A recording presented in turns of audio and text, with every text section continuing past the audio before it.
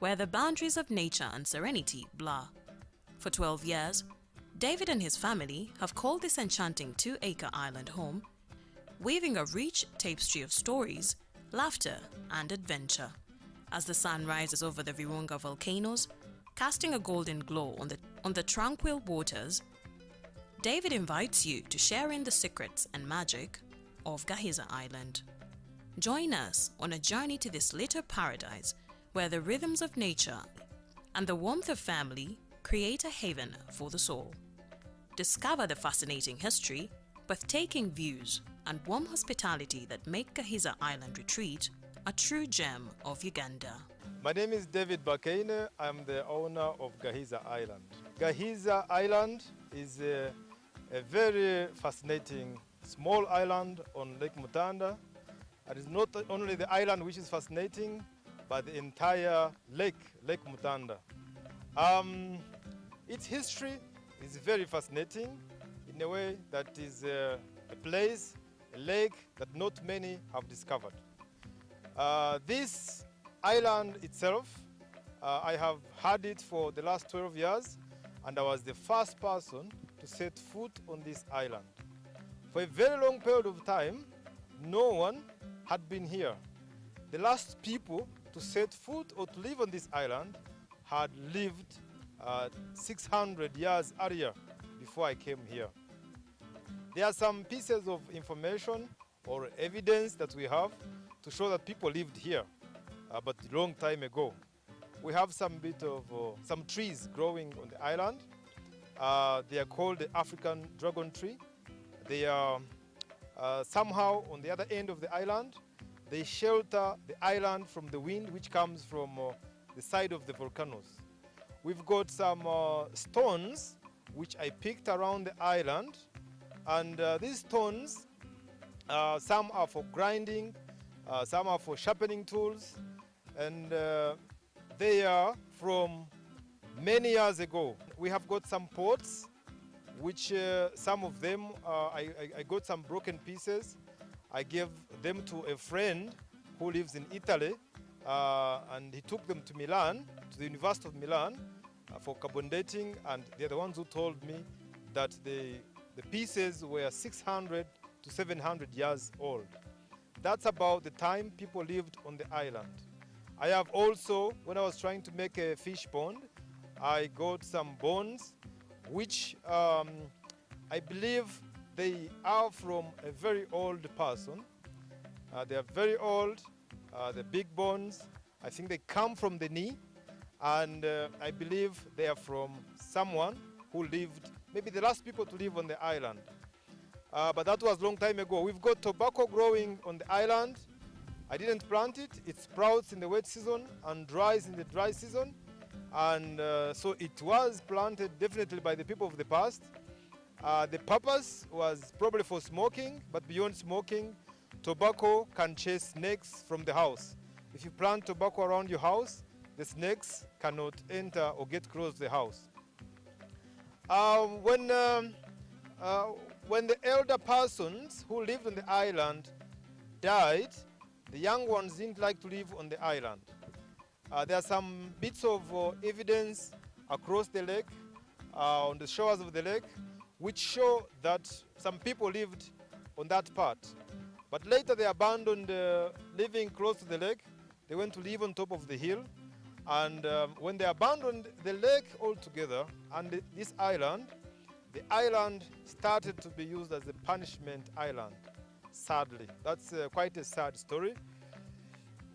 There are 3 points in Western Uganda where ladies who got pregnant or who conceived before marriage were dumped as a form of punishment. They were meant to starve and die, and one of the ways that helped them to survive was raising the alarm.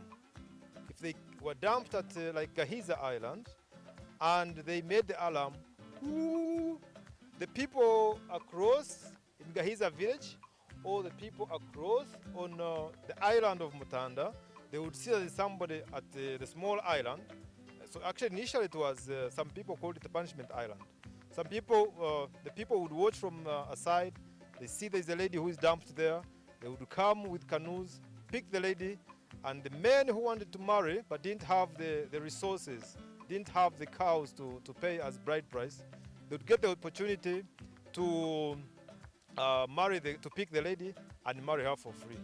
Apparently, that's how also some of the Batwa are said to have started scouting around, waiting for an opportunity to rescue somebody from the island and take them and marry them, because otherwise they would starve and die.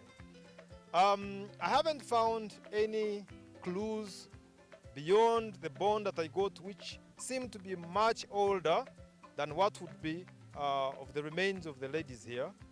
I haven't found so much or anything in that regard to show that ladies actually died and rode from here. But if somebody died from either here or around this area, there was a special place where the people were buried, the dead of the past. So everyone in the region was taken to the caves. We call them skeleton. The caves are on a skeleton island. That's how we call it. But its original name is Changushu, which is quite opposite Mutanda Island. That's where everybody from the whole of this region was buried. Why were people buried there? It's because burying under the ground had not started. The practice or the habit of burying people under the ground, 6 feet down, started about 350 years ago, which is not a very long period of time.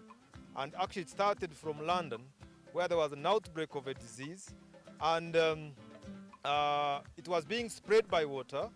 So to help contain the disease, the mayor of the city suggested that they should start burying the dead under the ground. However, the people of Mutanda, interestingly, for them they had found a way of burying their dead. So if somebody died, they would bring the dead and bury them or keep them in the cave. Actually, it was not, I wouldn't say it was burial, but they used to carry them on a stretcher and just gently drop them in the caves on Lake Mutanda. That is one of the activities that mainly we do when we are on this lake. We do boat trips to see birds. We have a lot of fascinating birds, many colorful birds. So along the way, we go by boat, then take a boat ride along the shores of the lake, doing bird watching, then proceed to the Skeleton Island, then go around, visit the Mutanda Island community, because there are many elements in one. We've got Mutanda village, we've got Mutanda Island, Mutanda Lake. So the lake itself got the name from Mutanda Island, and the island got the name from Mutanda village. The village was there around 10,000 years ago when the lake, the volcanoes were erupting in Mugahinga. The magma flew to the bottom of the valley. It caused the river which was flowing through the valley to backfill and create a lake which was named after Mutanda, the biggest island, and it's called Lake Mutanda. So we go and explore that part, which not many people have been to, and then we come around as we enjoy the views of the volcanoes, or even those who want, they camp around here. We've got facilities for camping, for example, on this small island. So probably something that you would be interested in knowing is how I came to be in the middle of the lake. So 12 years ago, I was with some guests because I used to do safaris as a safari guide. So I brought some tourists to Mugahinga to track mountain gorillas. When we did the gorilla tracking and came down to town, because we were sleeping in a hotel in Kisoro town, it was too early to do nothing in the hotel. So we asked from the reception what else we could do, and the people at the reception of that hotel in town told us we could hike on one of the hills, which is a very beautiful hill in Kisoro. And the purpose of hiking there was to view Kisoro town from the hill.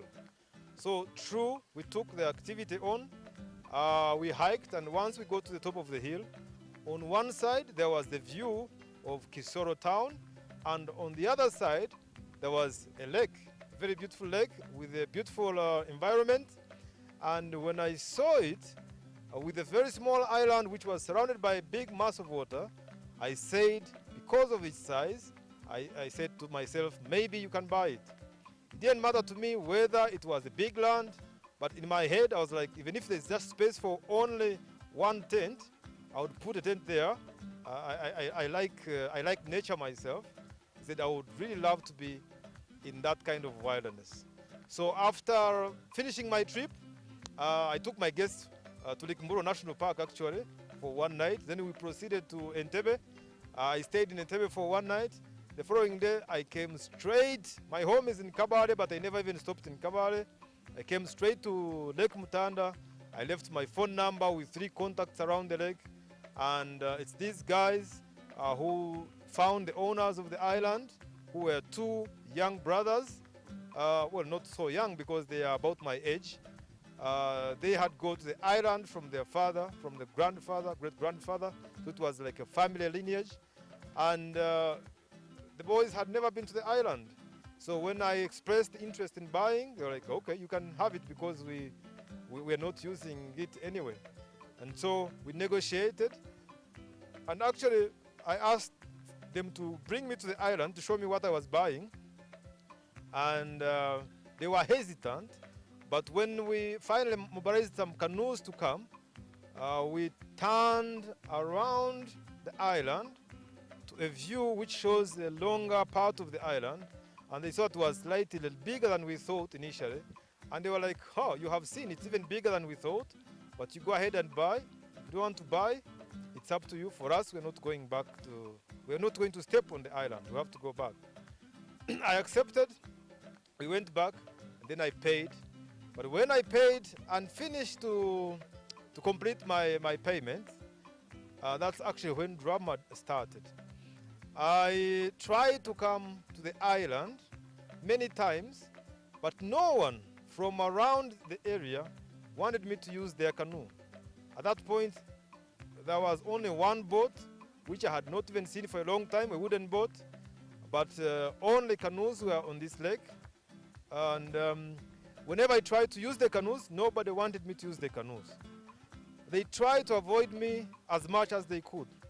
And I wondered why.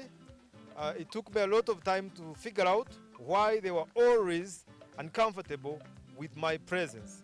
For example, when I saw that they were not helping me with their canoes, I bought a big tree and asked for who could help me to make canoes. I organized and made my own canoes. It's the canoes I started to use to access the island. I had 3, but one was too small that on the first day we put it in the water, it capsized, it went down. Then the other 2 were fairly okay until the dry season when the wind was too much and also it nearly drowned me. Then I was like, I'm not coming back until I have a good boat. So I went home and then I went to Lake Victoria and was trying to look for solutions. Then I found somebody who could build boats with wood. So I brought somebody to this lake to build a boat, which was probably the first. And it was big enough, so it was sturdy. I could not fear it. So it's with this boat, nobody wanted to be in the boat to help me paddle it. So the first people again to come and use that boat were my family. I went back home in Kabale. I called my parents. My father came here, my mother. It was, I think, her first time to be in the boat. My brother and sisters. When we came to this island, we started from one end of the island. Then we went opening up little bit by bit to the side, which is relatively flat and big enough. We put up our tents, we lit the fire, made some dinner, and it is throughout that night that I saw people flashing their torches from the Gahiza, from the whole village. So they were, I remember at some point I went even for a short call around 4 a.m., but even then, somebody was still flashing his torch onto us on the island. I didn't think much about it. I thought maybe it's because of the first night we're spending here. But the following morning, I saw more canoes on the island than I've ever seen again, because they were lining up from one end of the island to the other. And the people who came, they only said hello to us. No one came out of the canoe. And then after a short while, they went. They came at 8 a.m. sharp, as if they had all gathered. They had all gathered their colleagues. So they said hello and they went back. I didn't bother to know why they had come. So after like 6 months, one of the guys who got used to me by coming here and going, seeing me come and go, he was like, David, do you know I was among the first people to come to find you on the island the first night you stayed there? I said, wow, I didn't know. He's like, do you know why we came there? I said, no. He said, we wanted to see if you people had died. I said, why would we die? He said, that island, we believe that if anyone steps on it, they will die. I said, why? Because it has stories of the past. We think the evil spirits are there from the ladies of the past. So we think if someone goes there, they die. Those are some of the justifications I have to prove that I was actually the first person here. So when he told me, I was like, but you know I live on the island and nothing has happened to me. He said, yes, for you, we know, the whole village knows that you are a magician. I said, magician? Why? What are you talking about? He said, yes, we know that a young boy came from Kabale. He has a lot of magic, and so nothing has happened to him, yet he stays on the island. I said, okay. I wasn't sure whether to say this is a good thing or a bad thing, but then I started to reflect on what had happened to me before. Like I've just told you, people never wanted me in their canoes. Even when I offered money, nobody was willing to bring me. One time I was coming from Kisoro town. I asked somebody on a border to bring me to Kaboko Church, which is the main entry point I use. And the guy was like, I don't want to go to the police. Then I said, no, what do you mean by police? I'm telling you, bring me to Kaboko Church. He was like, no. He got angry and he started his motorbike and left. Then I asked his colleague, why am I asking your friend to take me to Kaboko Church? And he says he doesn't want to go to the police. I said, what is the connection? He said, yes, if he takes you to Kaboko Church and you drown yourself in the lake, then he has to make a statement at the police station because he's the person who took you there. I said, what are you talking about? Why am I going to drown myself? Because everyone who goes to that point so there's a river which flows out of Lake Mutanda. It goes to Congo, it's called River Kaku. It goes to Mutanda, it's called Rushuru. Then it goes around back to Semriki, up to join Albert Nile. So this river starts from Lake Mutanda, the southern tip of Lake Mutanda. And this is the point where I would access the canoes. So these guys knew already that if somebody, so all the news they always got in town was that if somebody wanted to commit suicide, they go to that point. So that point was a no-go place. Nobody wanted to go there. I used to be on the island for a week or 2 weeks without seeing any canoe, without seeing anyone on the lake. But now, many people have come up to establish business on the lake. We've got people offering boat tours. We have one of our creeks is doing amazing boat safaris here. And more people are coming to visit the island. The local people who had previously not come to the island, now come to enjoy not only the island, but boat tours on the lake to enjoy what the lake has to offer. So we have seen slowly tourism transform, whereby both domestic and international tourists are starting to look onto Mutanda as their place to explore. And indeed, they're coming to explore this part of the world. I named my place Mutanda Island Lodge with the hope that I would build a lodge to promote the lake. Because on Google itself, there was only one paragraph, only one page with one paragraph about Lake Mutanda. There was hardly anything. And now I believe about 70% of the people visiting this region have come to Lake Mutanda because either they have heard about it from me or from a friend of a friend who is my friend. But also, most importantly, because of the awareness we've tried to raise, working in partnership with the district tourism office and some other stakeholders, we've managed to get the government big interest into Lake Mutanda. Today, the caves that I talked about are named by government. We have called them Mutanda Royal Tombs.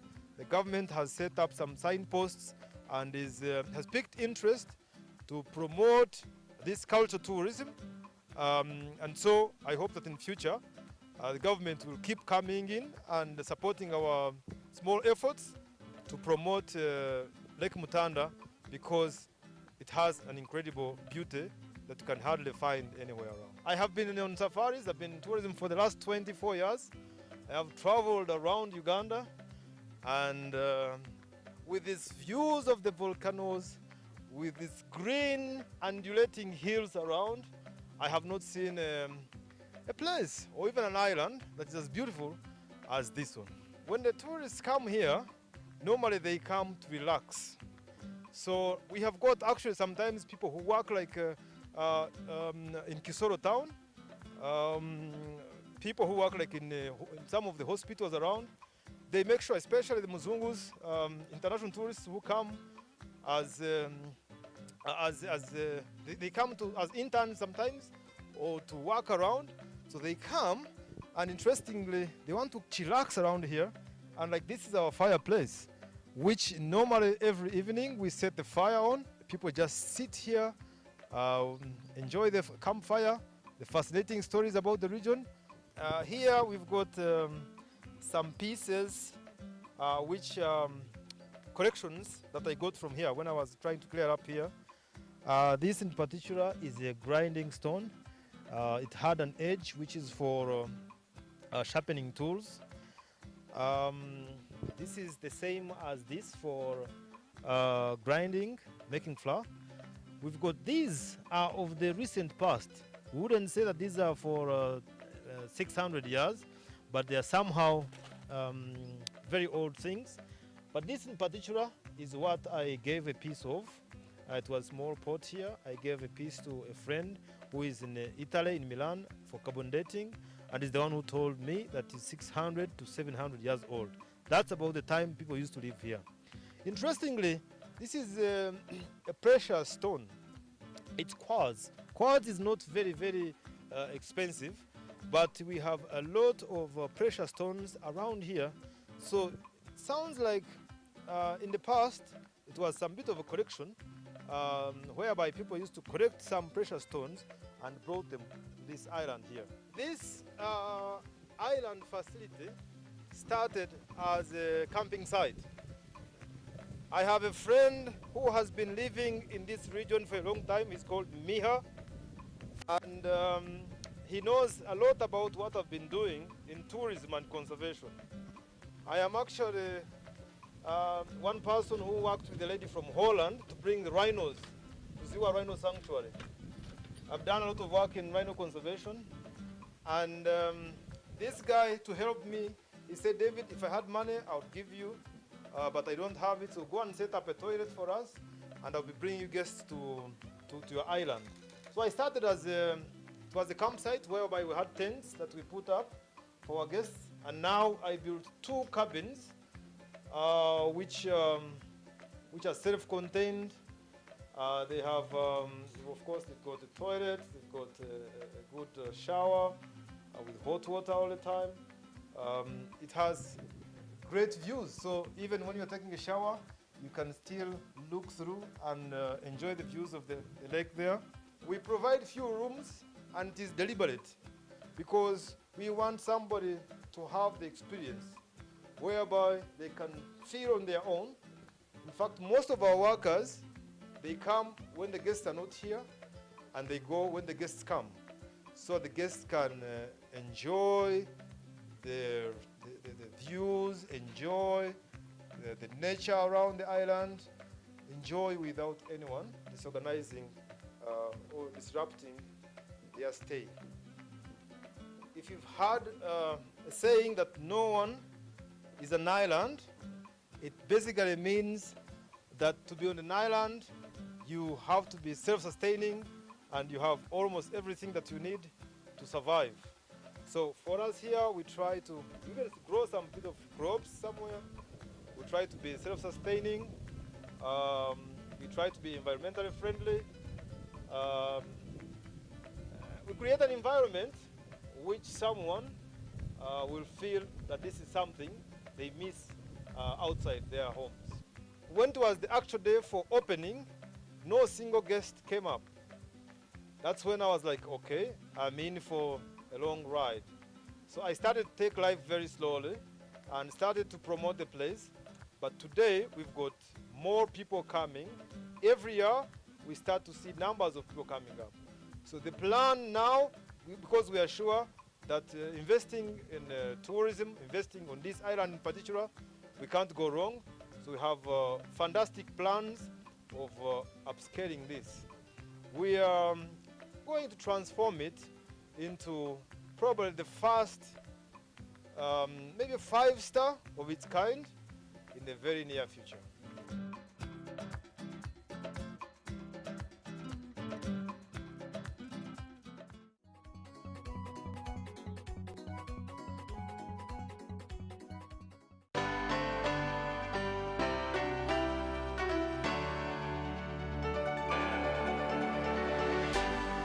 UBC, inspiring Uganda.